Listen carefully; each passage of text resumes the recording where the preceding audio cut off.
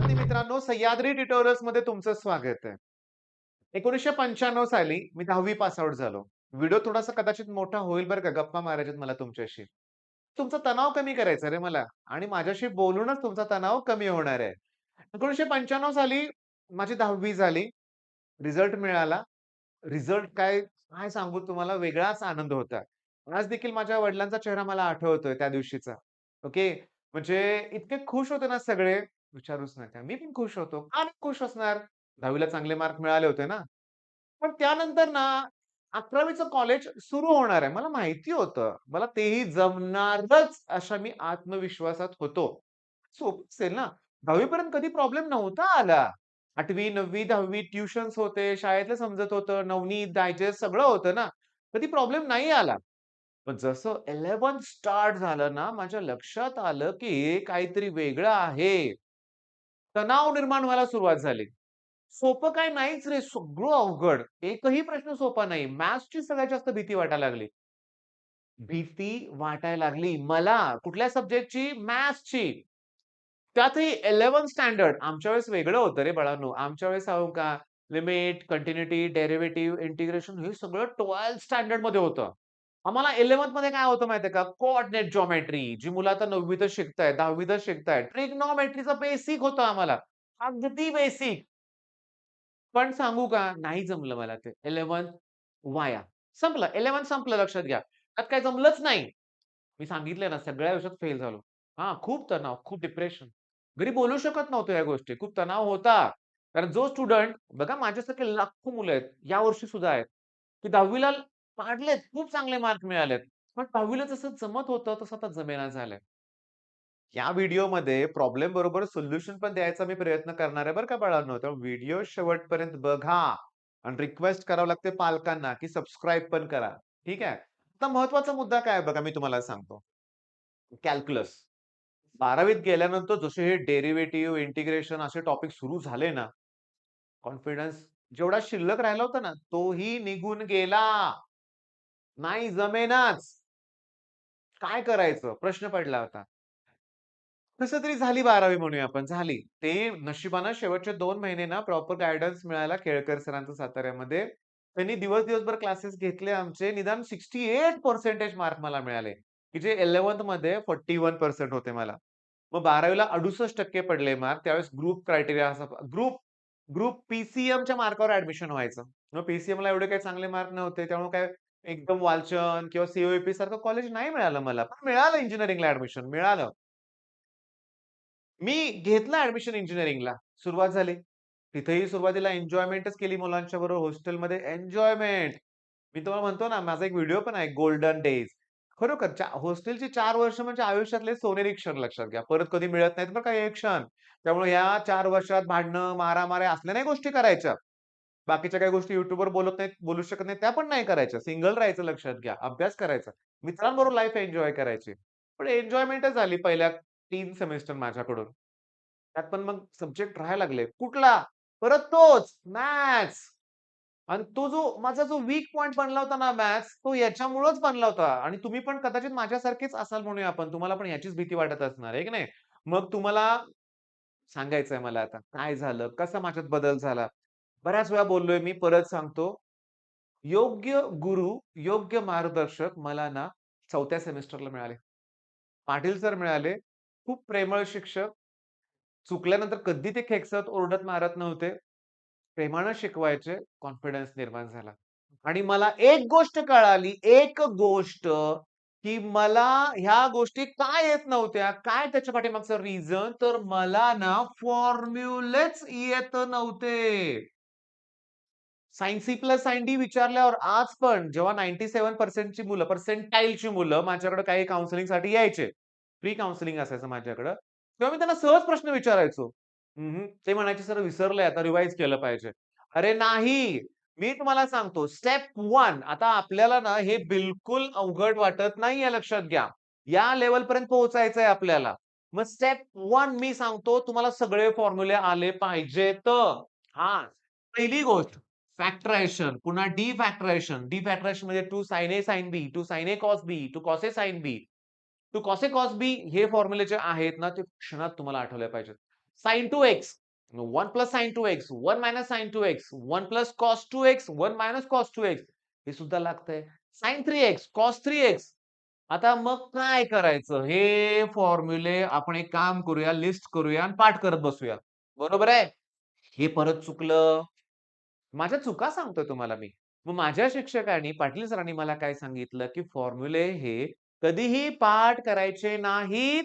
त्याचा परत-परत वापर करा. प्रॉब्लेम सॉल्व्ह करा. न्यूमेरिकल सॉल्व्ह करताना ते फॉर्म्युले बघून लिहा. त्या टाइपचे 4-5 प्रॉब्लेम सॉल्व्ह करा. प्रॅक्टिस करा. मी तुम्हाला सांगू का? मग काय झालं इंजिनिअरिंगच्या बघा, मी तुम्हाला सांगतो M2 3 सांगतो. पहिल्या अटेम्प्टमध्ये 0 मार्क होते. पेपरलाच गेलो नाही M3च्या. दुसऱ्या अटेम्प्टमध्ये 4च मार्क पडले.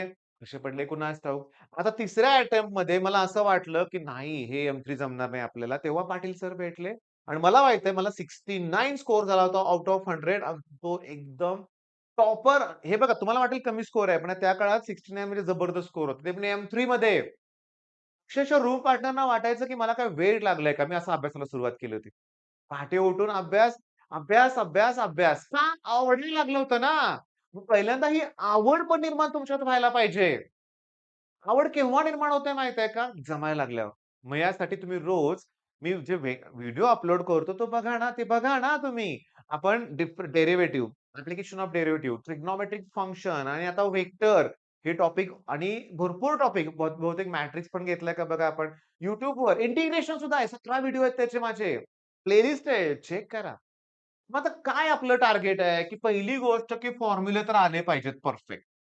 प्रॅक्टिस करून फॉर्म्युले लक्षात ठेवले पाहिजेत आणि मी तुम्हाला सांगतो, रोज तुम्ही मॅथ्सला वेळ दिला पाहिजे. रोज दिला पाहिजे मॅथ्सला वेळ.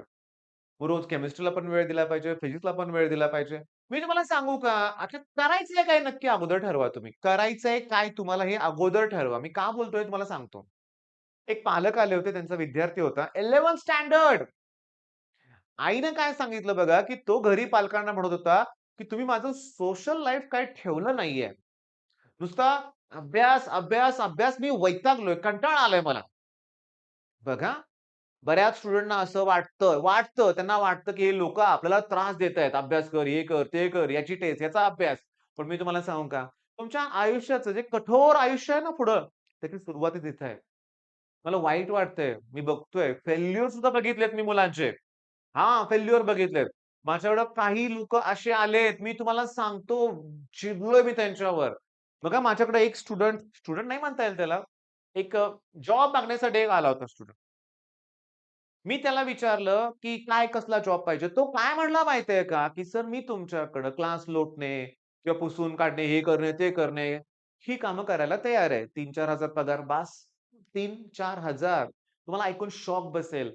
इंजिनिअरिंग कंप्लीट झालंय त्याचं. ग्रॅज्युएशन. मग काय प्रकार आहे? भयानक प्रकार आहे. अरे आयुष्य कठोर आहे रे. तुमचे पालक, आम्ही तुम्हाला आता फोर्स करतोय. करा, धडपड करा, प्रयत्न करा. हे करत असताना आई एक प्रेमानं बोलेल, पण वडील कठोरपणे बोलणार आहेत. मी तुम्हाला ओरडणार आहे लक्षात घ्या. पण कशासाठी? का? हे तुम्हाला अगोदर कळायला पाहिजे.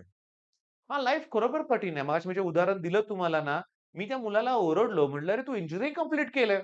मग मी त्याला एक अपॉर्च्युनिटी देण्याचा प्रयत्न केला. त्याला म्हटलं, "अरे, माझ्या क्लासमध्ये ये, तुला जॉब देतो." टेस्ट सीरीज घेऊया आपण छोट्या मुलांची 8वी, 9वी, 10वी.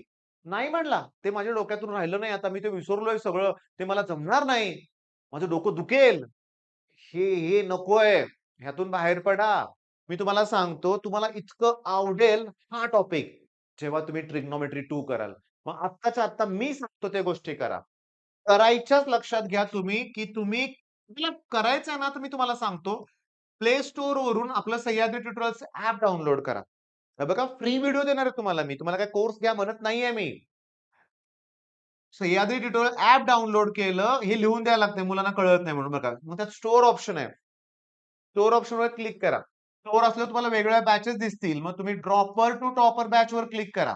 ओके. तिथं तुम्हाला मॅथ्समध्ये ट्रिग्नोमेट्री 2 चे 6-7 व्हिडिओज दिसतील. एम-सी-क्यूज आहेत. पहिल्या व्हिडिओमध्ये फॉर्म्युले दिलेत, त्याची एक लिस्ट तयार करा. आणि 6 व्हिडिओ तुम्ही बघा, लिहा, त्यातले न्यूमेरिकल सॉल्व्ह करा. मी तुम्हाला सांगतो. ते झालं तर काय करायचं सांगतो. प्रत्येक व्हिडिओला तुम्हाला वेळ लागणार आहे. मी जेवढे क्वेशन दिलेत तेवढेच करून तुम्ही सॅटिस्फाईड राहू नका. मला 11th स्टँडर्डचं ट्रिग्नोमेट्री 2 तुमच्याकडून सॉल्व्ह करून पाहिजे. तुम्ही म्हणाल, "सर 11चा लोड एवढा आहे, ते केव्हा करू?"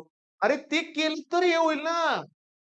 तुम्ही ट्रिग्नोमेट्री 2 मी आता काय सांगितलं, की फॉर्म्युल्याची प्रॅक्टिस करून आपल्याला फॉर्म्युला लक्षात ठेवायचे आहेत. मग तेच फॉर्म्युले तुम्ही बघा तुम्हाला लिमिटमध्ये पण तसेच फॉर्म्युले आहेत. sin c sin d वरती फॉर्म्युले आहेत लिमिटमध्ये. बरं, डेरिव्हेटिव्ह असेल, इंटिग्रेशन असेल, तेच लागतंय.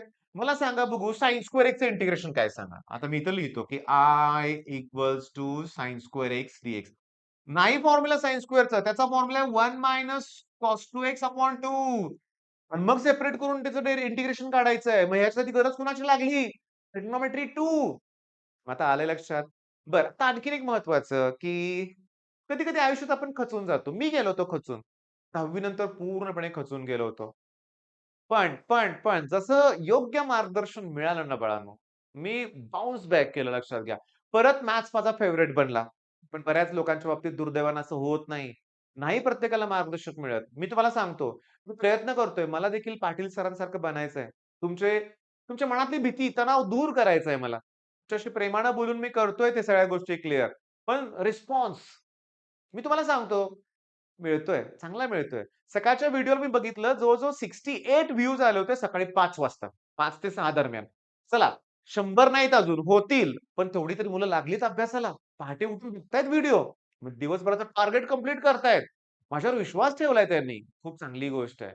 मग मिळतंय. पण काय होतं, तोच व्हिडिओ जो टीचिंगला आता समजा 100-125 व्ह्यूज येतायत, 150 व्ह्यूज येतायत. तो व्हिडिओ जेव्हा मी एक्झाम नंतर बघतो ना, 8,000, 10,000, 15,000 व्ह्यूज आहेत त्याच्यावर. म्हणजे लास्ट मोमेंटला त्याचं व्ह्यूज वाढतायत. पण नाही, वेळेवरच आणि मी तुम्हाला सांगतो YouTube असा छान प्लॅटफॉर्म आहे ना, खूप फ्री कंटेंट आहे रे. कोर्स तुम्ही घेतलाच पाहिजे असं काही नाहीये. तरी देखील मी तुम्हाला सांगतो, ॲप मी तुम्हाला आता जे सांगितलं, त्याच्यावरती खूप फ्री कंटेंटचे व्हिडिओ आहेत बघा. आणि तुम्हाला जर आवडलं माझं टीचिंग, होतोय असा अभ्यास वाटलं, ऑब्व्हियसली पुस्तक घ्यायचे म्हटले तर ₹3000 पण खर्च जाईल. मग त्यातलं मी फ्री कंटेंट मी तुम्हाला सांगतो. म्हणजे त्यातले जेवढे न्यूमेरिकल्स आहेत, आय-एम-पी क्वेशन्स प्रत्येक टॉपिकमधले, मी क्रॅश कोर्समध्ये घेतलेत. आणखी काही शंका असतील तर फोन करून नक्की विचारा. All the best.